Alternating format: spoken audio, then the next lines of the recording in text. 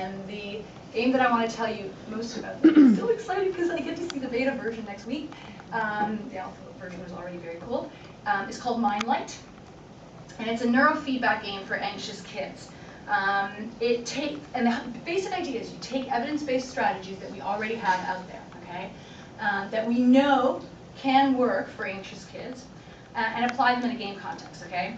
Still want to say it's not a serious game. And it's designed to be intensely fun. This is really important. To harness children's intrinsic curiosity and wonder and bridge this fantasy and reality life so that they can try to apply the skills that they're learning in this fantasy context in their real lives. A lot of people ask, yeah, but do you think they're going to transfer into their real lives given that they're in a game context?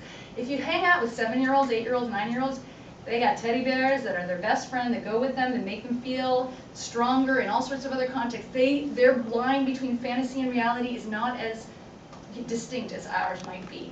And so I actually do think that if they get to learn a lot of these skills in the context of a game, they will be generalizable in the real world. Of course, we'll try to bridge that as well. But also, we only have one brain. If we learn that, oh, when I get really freaked out, my heart rate goes up or whatever it is, I just have to go like this, it's that same brain that's canalizing those patterns that go out into the real world. So it's not such a stretch. The idea of the game is to take 3 evidence-based strategies and see how much. All right, I'll go through this rather quickly.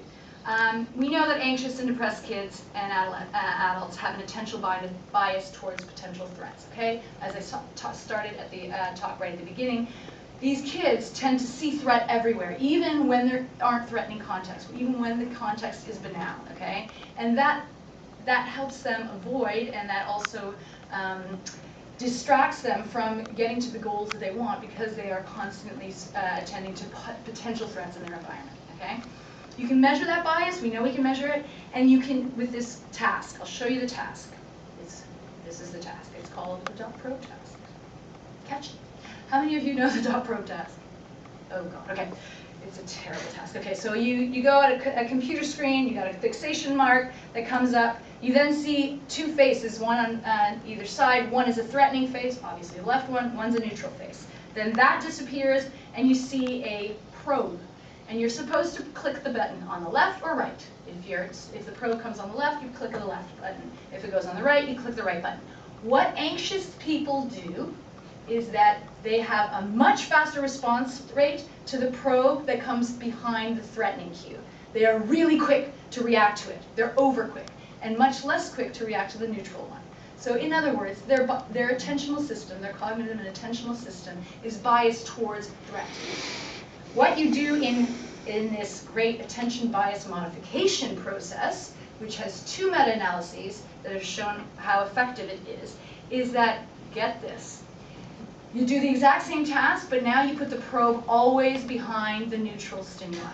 So you get the person to go left and right, and you're training up the attentional system to only attend and try to disattend to the threat, okay? You train this up 350 trials, and you do pre-post measures of anxiety, it works, okay? It works at least on the short term. It only works actually on the short term. Long term, it's harder to get the results. It's also very hard to generalize to all sorts of other things. But it actually it works to some extent, okay? And this is really important because this is a dead boring task, okay? Can you imagine children doing this? Okay, the second, so keep that technique in mind, okay? We know that that works to decrease the attention bias towards threat that anxious people have. The second technique this is the real success story in psychology. Exposure therapy works. We know that if we expose kids slowly but surely to things that they are scared of, they learn how to cope with those anxiety-provoking situations. Even if you don't give them cognitive strategies, they become behaviorally more adept at figuring out how to cope with that. But what systematic desensitization since the 50s has shown is that if you get kids to imagine situations that are anxiety-provoking to them, and then to use relaxation techniques at the same time, and you're pairing these things that are disjointed, it works to decrease kids' anxiety to threatening stuff in their world. Okay? We know it works. We know it works in treatment programs as well. Okay?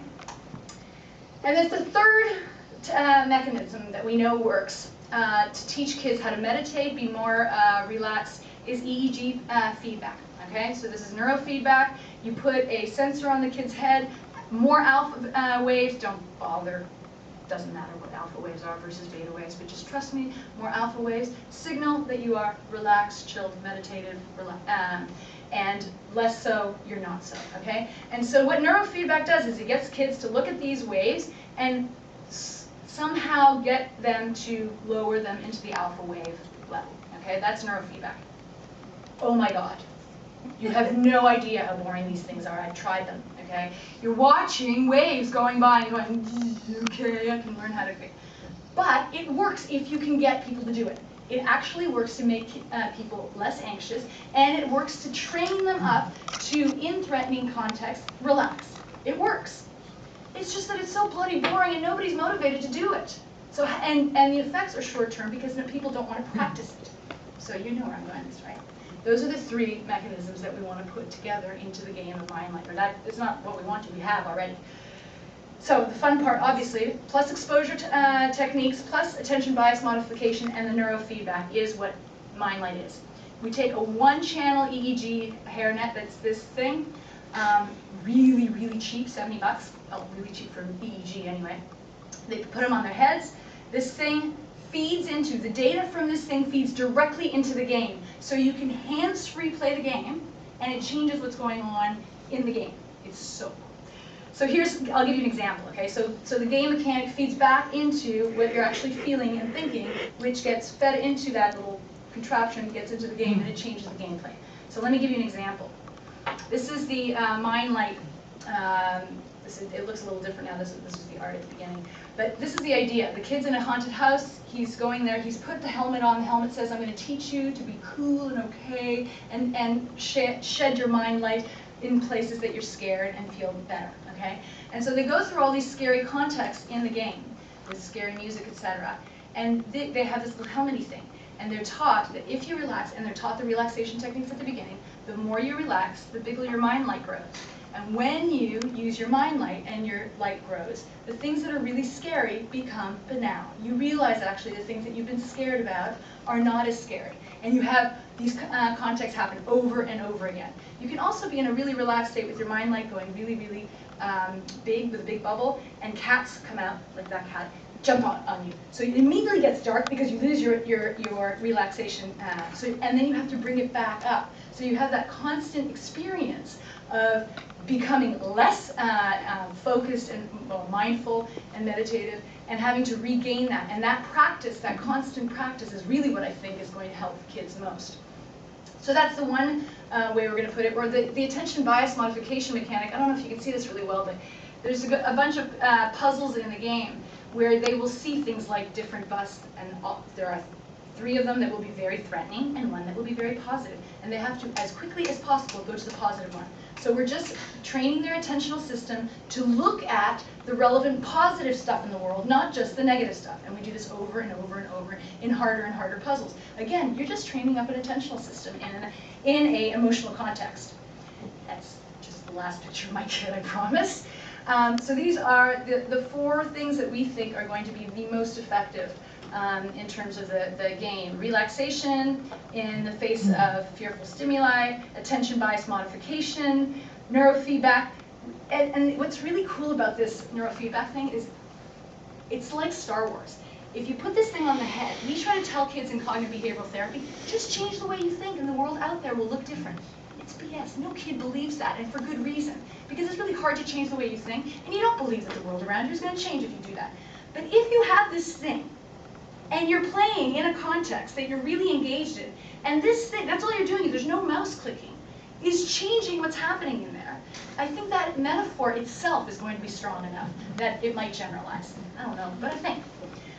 So this idea that they actually get reinforced, that self-efficacy is internalized, and at the end, by the way, after they've played 6 times and gotten a certain amount of levels up, the helmet's going to go up into the air and say, okay, you're good to go now. You don't need my help anymore. You've got the mind light. You have the ability to do this anywhere you go now. So that's the idea. And we are going to be running randomized control trials starting in February in that. And the last thing I wanted to say is that I just want to pause here to say I don't think video games are meant to replace therapists. to replace teachers, to replace mentors, parents, anything. I think that we can use games in conjunction oftentimes with these contexts. Think about the therapist who sits down with the anxious kid who doesn't want to be in treatment, which is 95% of anxious kids, and says, forget about talking about what makes you scared. Let's just play a game together. Let's just play together. And then eventually going into the game with them. It's a really different world than coming and saying, I'm going to teach you ways to be normal. You know, so I think that message is really powerful and can bond people in a really different way. So I'm not saying just throw video games at people and walk away and we don't need therapists anymore, teachers anymore, and so on. Okay, and so I just wanted to end with our biggest sort of dream here is that children would want to pick up these games just because they're awesome, not because they have these health benefits. I don't know how to do this, because if I keep giving talks like this, somebody's going to tell these kids that I want to do something to make their lives better. But I really would love it if these kids were picking up these games just because they were awesome games. And that's why we're working with these commercial game designers. We want them to be commercially gay, and we want them to be universally available. And that's the other really big deal. We want them to be downloadable by these kids really easily, and they should want to share their games with friends and family and so on, so that these kinds of games go viral. And that's where I think the impact of coming from, you know, the Netherlands, where I am, this little place.